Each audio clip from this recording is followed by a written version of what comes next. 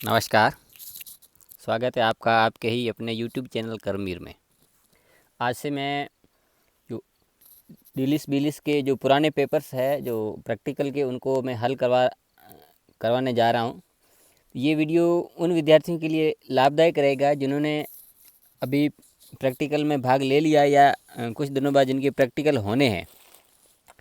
तो मैं उस तरीके से सवाल हल करना बताऊँगा जैसे मुझे कुछ नहीं आ रहा, मुझे नया ही मैं शिविर में जाकर आया हूँ और थोड़ा बहुत ही मैंने सीखा। अगर मान और एग्ज़ाम में मैं किस तरीके से मैं इस चीज़ की मैं ढूंढूंगा, मुझे ज़्यादा इसका नॉलेज नहीं है मान ला, उस तरीके से मैं आपको ये मैं बताऊंगा। मेरे पास एक कॉलन किताब है और मैंने आज जो जो पेपर लिया है वो है बिलिस 3 ग्रुप फर्स्ट जून 2019 का। ये आप साइट से डाउनलोड कर सकते हैं और उसके सवाल उतार कर इसकी आप प्रैक्टिस कर सकते हैं। तो इसके लिए आपको जो कॉलन क्लासिफिकेशन यानी द्विबिंदु वर्गीकरण किताब है जो मार्केट आपको मिल जाएगी, ये आपको रखनी है। ये सूचीकरण के पेपर में है और वर्गीकरण दोनों पेपरों में आपको एग्जाम हॉल में ले जानी पड़ेगी। यहाँ एक लाइन लिखी हुई है, द्विबिंदु वर्गीकरण छठा संस्करण पुनर्मुद्रित और डीडीसी डी डेसिमल क्लासिफिकेशन जो 19वां संस्करण है, अभी जो 23वां चल रहा है, ये प्रयोगार्थ उपलब्ध है। इस कहने का मतलब ये उपलब्ध है मतलब कि यूनिवर्सिटी आपको देगी। तो जो डीडीसी है वो किताब महंगी होती है, जो स्टूडेंट एफर्ट्स नहीं कर पाता है। तो जो कॉलन है वो 300 रुपये तक मिल जाती है, जो आम स्टूडेंट आराम से खरीद सकता है। तो आपको डीडीसी जो कॉलन क्लासिफिकेशन किताब है ये आप एग्ज़ाम में ले जाएंगे और ले जा सकेंगे और इससे आप वर्गांक बनाएंगे। जो डीडीसी जो किताब जो महंगी होती है तो वो यूनिवर्सिटी आपको एग्ज़ाम हॉल में देगी और एग्ज़ाम के बाद वापस ले लेगी। चलिए ज़्यादा देर ना करते हुए ये जो पेपर है हम हल करते हैं। जो पहला सवाल है, ordering of reference book in libraries. तो सबसे पहले हम एक या नियम रखेंगे PMEST जो मैंने शिविर में पढ़ रखा है। तो और दूसरा हमें क्या ध्यान रखना है कि इसमें सब्जेक्ट कौन सा, पहले ये मैं किसे पता लगाना है वो। अब जैसे इसमें लाइब्रेरी आ गया तो ये पुस्तकालय विज्ञान हो गया सीधा। तो मुझे ये पता है कि इसमें से जो सब्जेक्ट्स है वो उनकी लिस्ट एक दे रखी है, उसका पेज मुझे मालूम है, यो 2.4 है। एक तो चीज़ ये मुझे मालूम है, ठीक है। और जो शिविर में जाता है उसको ये चीज़ मालूम हो जाती है। और उसके बाद ये कॉमन आइसोलेट्स है, ये टाइम आइसोलेट्स है, ये इसके जस्ट ये स्पेस वाले ये भी मुझे मालूम है और ये हर शिविर में पता चल जाता है। और उसके बाद ये 2.30 और जो 2.4 पे जो सब्जेक्ट दे रखे वो ये बिब्लियोग्राफी है, मेडिसिन, सारे सब्जेक्ट दे रखे। इनके पास बाद क्या एक डिक्शनरी है। तो मुझे नहीं पता है कि इस जो सब्जेक्ट है ये कहाँ से ढूंढने हैं। तो ज़्यादा बड़ी है तो मैं एक तो इस जो पीछे डिक्शनरी है उसका सहारा मैं ज़्यादा लूँगा, क्योंकि मैं अपने आप एक नया स्टूडेंट मान रहा हूँ और उस अपने आप को नया मानते हुए ये सवाल मैं आपको हल करके बताऊँगा, ठीक है। अब ये तो मुझे तो पता है कि नया ये लाइब्रेरी साइंस का अक्सर हम करा देते हैं। तो इसको मैं 2.30 पे लाइब्रेरी साइंस का है तो मैं यहाँ से आपको बता देता हूँ कि सबसे पहले ordering of reference book in library science. अब मुझे पता चल गया कि ये लाइब्रेरी साइंस का विषय, तो मैं लाइब्रेरी साइंस के यहाँ पर जाऊँगा तो सीधा मैं इस फॉर्मूले को देखूँगा कि 2PMEST। 2 लाइब्रेरी साइंस का है, P इसके जो ये इसमें बता रहा है फोकस इन P, यानी P के रूप में ये सारे विभिन्न प्रकार के पुस्तकालय हैं। और उसके बाद यहाँ मैं देखूँगा कि ये M मैटर के लिए कहाँ से लेना, same as P for bibliography, general bibliography की जो P पार्ट है जो वो जस्ट इसके पीछे है। और उसके बाद ये नीचे एनर्जी पार्ट शुरू हो रहा है, वो ये चीज़ मैंने यहाँ से देख ली। अब मैं इसके आधार पर ये वर्गांक बनाऊँगा एग्जाम हॉल में। तो ordering of reference book in libraries, तो लाइब्रेरी साइंस का हम यहाँ मैं सबसे पहले यहाँ 2 लिख दूँगा। और उसके बाद मैं क्या कहूँगा, रेफरेंस बुक। रेफरेंस बुक क्या होती है, मैटर है जो पाठ्य सामग्री है, ये लाइब्रेरी साइंस में नहीं होगी। ये कह रहा है कि मैटर पदार्थ है जो जनरल बिब्लियोग्राफी में होगी। तो मैं पीछे जाऊँगा, रेफरेंस बुक में देखूँगा यहाँ। तो पीछे ये इसमें बता रहा है 47 नंबर पर रेफरेंस बुक है। तो मैटर के लिए आप देख सकते हैं मैटर से पहले ये सेमीकोलन लगता है। तो मैं इसके बाद में सेमीकोलन लगा दूंगा यानी अर्धविराम, और जो रेफरेंस बुक के कोड नंबर 47 यहाँ पर लिख दूंगा। तो ये कंप्लीट हो गया, ये भी अब बचा ऑर्डरिंग। अभी इसको मैं ढूंढूंगा, इनमें है नहीं, और तो इसमें देखते हैं हम। ये एनर्जी पार्ट है और इसमें ये 8-2 पे ऑर्डर दे रखा है, तो एनर्जी पार्ट है, तो एनर्जी पार्ट के लिए कॉलन दे रखा है, तो मैं कॉलन लगा के 8-2 लिख दूंगा। ये मेरा सवाल मेरे हिसाब से इस कॉलन के हिसाब से सही हो गया। अगला है फिजियोलॉजी ऑफ ह्यूमन लंग्स। अब फिजियोलॉजी ऑफ ह्यूमन लंग्स, अब मुझे नहीं पता कौन सा सब्जेक्ट है, तब मैं क्या करूँगा, सबसे पीछे डिक्शनरी में जाऊँगा। इसमें ह्यूमन जो लंग्स है, लंग्स जो उनका देखूँगा मैं।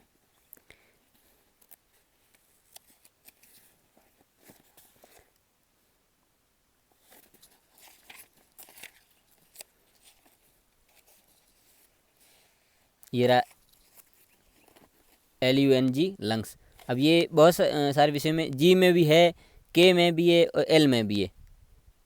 G45, तो मैं एक साइड में रफली आप लिख लूँगा G45, तो जी पे जाऊँगा तो इसमें हम देखेंगे ये बी वाला है, ये फिर ई चल रहा है, ये के, और एच से पहले होगा ये जी, तो जी मुझे यहाँ पता चलेगा बायोलॉजी का है, तो ठीक है, जी मैं यहाँ लिख दूँगा और 45 लिख दूँगा।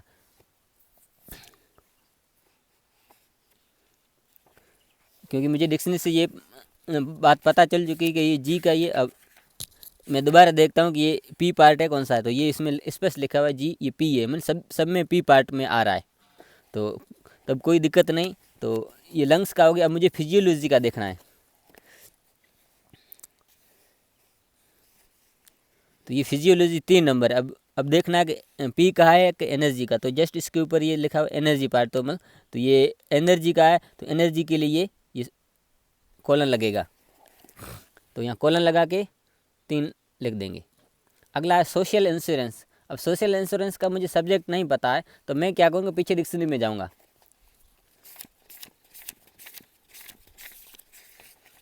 RS, ये सोशल असिस्टेंट, सोशल बेनिफिट, ये सोशल इंश्योरेंस, तो इसका है XE9588, यानी ई का मतलब एनर्जी पार्ट है, तो हम सीधा ही लिख देंगे X:9588। अगला है डेंसिटी ऑफ गैसेज, यानी गैसेज का अर्थ होता है गैसी, और डेंसिटी का होता है घनत्व। अब मुझे ये नहीं पता है ये कौन से सब्जेक्ट का, तो मैं पीछे डिक्शनरी में ही जाऊँगा।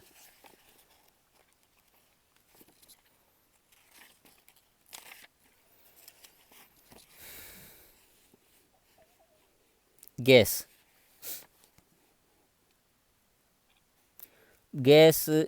बी में पढ़ा है, B7 में भी पढ़ा है और C2 में भी पढ़ा है, तो बी और सी दोनों में देखते हैं हम।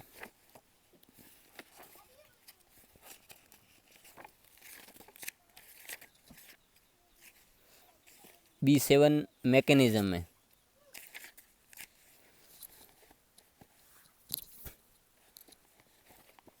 B7 ये सॉलिड लिक्विड, इसमें ये गैस लिखा हुआ है, लेकिन हमें डेंसिटी चाहिए, तो डेंसिटी इसमें नहीं है, तो हम इस सी में जाएंगे, जस्ट इसके पीछे ही है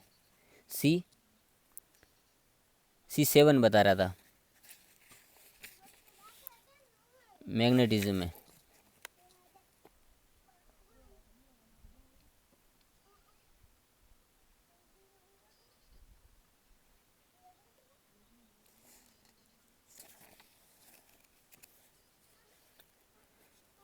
सॉरी C2 था, ये हमने ले लिया है गैस C2 और 8, तो ये C2 और गैस का 8, और उसके जस्ट नीचे ही है प्रॉपर्टी का P2 का डेंसिटी में 13, तो सेकंड मतलब ये इसका सूत्र है C2P, यानी जो P के रूप में आ गया गैस, और फिर कोमा लगाया P2, यानी फिर कोमा लगा के डेंसिटी में 13 का ये जोड़ देंगे, तो कोमा लगा के 13। आगे चलते हैं। अगला है अल्बेनियन लैंग्वेज। तो लैंग्वेज के लिए ओ होता है, ये लैंग्वेज के लिए ओ। ये कह रहा है as same division part chapter 5, इसका चैप्टर 5 है वो पीछे हम देखेंगे। लैंग्वेज के जो कोड है वो पीछे लाने, अगर इसमें ड्रामा वगैरह कुछ है तो उसके जो ये अलग अलग कोड दे रखे। हम चैप्टर 5 जो 2.4 के बाद ही है, ये मेन क्लास।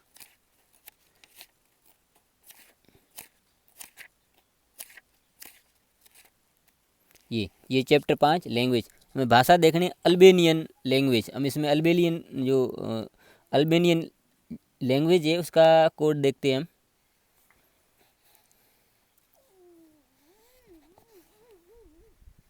ये अल्बेनियन लैंग्वेज की कोड है 18, तो ओ 18 हो जाएंगे, या लिखेंगे ओ और 18, सॉरी ओ कैपिटल लिखना है आपको। अगला सवाल है सोशल इविल्स। अब सोशल इविल्स का सब्जेक्ट मुझे नहीं पता है, क्योंकि मैंने नया नया कैंप से आया हूँ, तो मैं पीछे डिक्शनरी में जाऊँगा।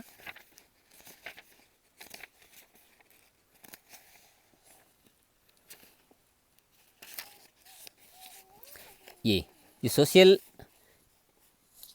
इविल्स, तो पहले हमने एक सोशल इंश्योरेंस भी कई बार आता है। ये सोशल इविल, ये वाई इसका मूल सब्जेक्ट है का एनर्जी पार्ट 4 तो हम यहाँ लिख देंगे वाई कैपिटल एनर्जी 4।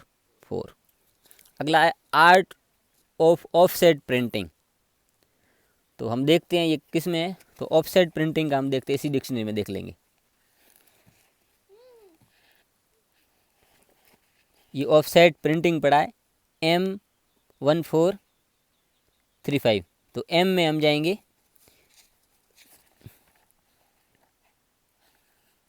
N से पहले M। ये M यूजफुल आर्ट है, तो आर्ट तो आ गया M, और ऑफसेट तो ये दे रखा है,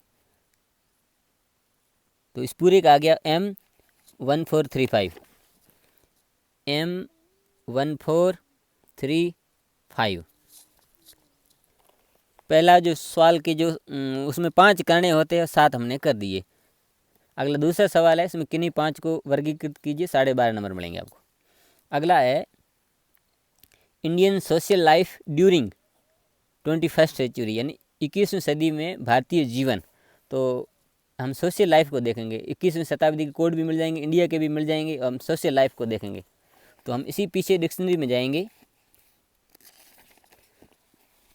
ये सोशल ये इविल देखा, इसकी इसी के पीछे सोशल लाइफ, तो जी का एनर्जी पार्ट है और 56,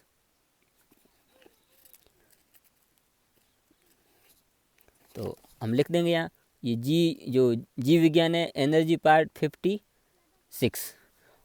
ये PM है न ई, अब स्थान आएगा, इंडिया के लिए कोड है वो पीछे मैं देख लेता हूँ। ये स्पेस आइसोलेट है,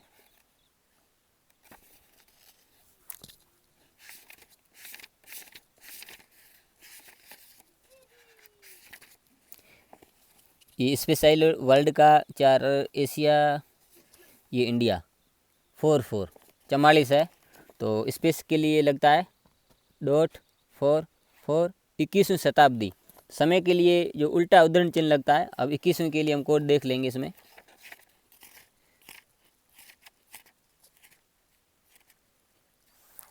थोड़ा पीछे, इससे थोड़ा सा पीछे चलेंगे ज्योग्राफिकल इंडेक्स से। 21वीं सदी 2000 से 2099 की जो 21वीं सदी है उसके लिए P है, तो यह हम लिख देंगे पीछे P। अगला है टेक्सटाइल इंडस्ट्री इन सूरत।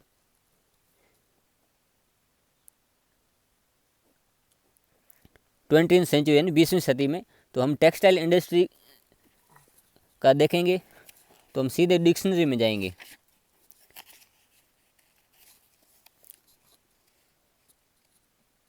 ये टेक्सटाइल आ गया है, टेक्सटाइल इंडस्ट्री का XM97,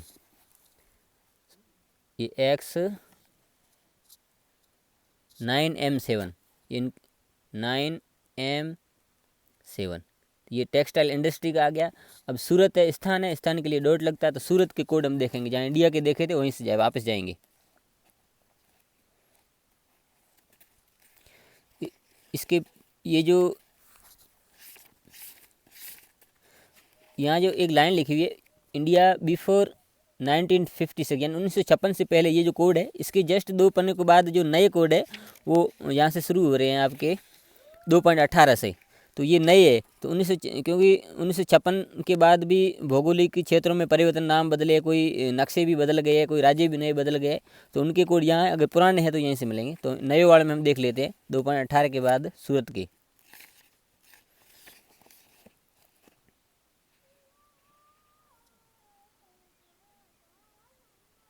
सूरत की है 44 31 61, 44 31 61, 21वीं सेंचुरी, तो इनसे थोड़ा पहले थी, सॉरी। तो इसके लिए एन है, 1900 से 1999, जो 20वीं के लिए एन है, तो यहाँ हम कॉमा लगा के, तो जो उल्टा उद्धरण चिन्ह लगा के एन लिख देंगे, ठीक है।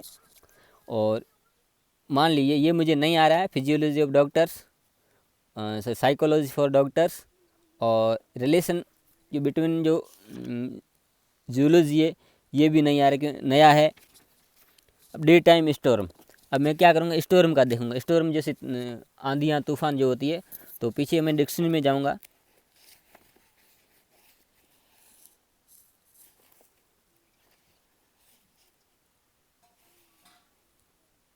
ये रहा स्टॉर्म। स्टॉर्म किसका है, यू का पी पार्ट है, तो यू 2835। अब ये डे टाइम है, ये एक समय को निर्धारित करता है। हम स्थान के लिए, क्योंकि टाइम सबसे बाद में आता है, अब स्थान बाड़मेर, तो बाड़मेर के हम कोड यहाँ से जो पीछे इसमें ले लेते हैं।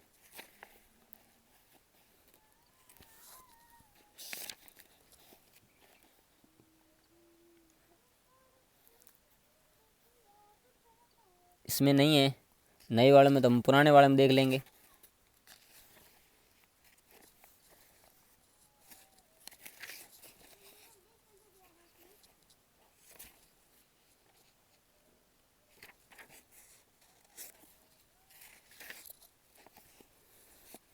ये राजपूताना, ये जो मारवाड़ है ये बाड़मेर का ही है, 448252, 448252, ये स्थान के लिए। अब टाइम के लिए डे टाइम है, तो उसके लिए डे टाइम का जो समय वाला है इसमें देख लेंगे। ये डे टाइम के लिए स्मॉल सी है, तो यहाँ हम लिख देंगे स्मॉल सी। अगला, future of petrology in Hungary. Future समय के एक होता है बिफोर और एक होता है बाद में, मतलब आफ्टर, और एक होता है भविष्य। तो बाद वाले के लिए, जो फ्यूचर के लिए ये एरो आता है, और बिफोर के लिए ये वाला एरो आता है, क्योंकि ये बाद में, बाद की ओर इशारा कर रहा है और ये पीछे की ओर इशारा कर रहा है। अब हम पेट्रियोलॉजी का देखेंगे डिक्शनरी में।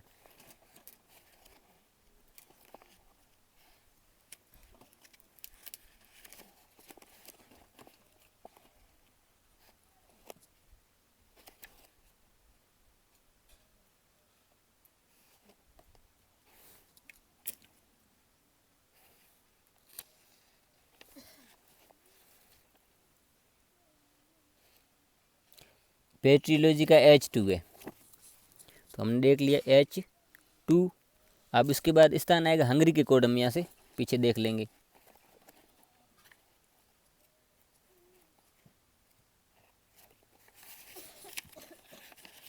हंगरी यूरोप में है, तो हम यूरोप में जाएंगे। नहीं तो इसमें नई वाली में भी देख लेता कि जल्दी हमें मिल जाए, तो HU हंगरी, 5932.5932। फ्यूचर के लिए फिर ये चिन्ह लगता है। अगर बिफोर ऐसा आता तो ये उल्टा चिन्ह लग जाता है इस तरह का। अगला डिज़ाइन ऑफ स्टील ब्रिज। अब डिजाइन का भी देखते हैं, मिले नहीं मिले, लेकिन स्टील ब्रिज का हमें मिल सकता है। डिक्शनरी में देखेंगे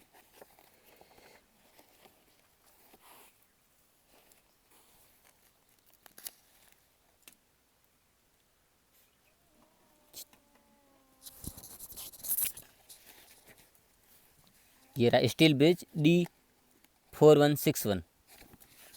तो ये D4168। तो हम डी में जाएंगे।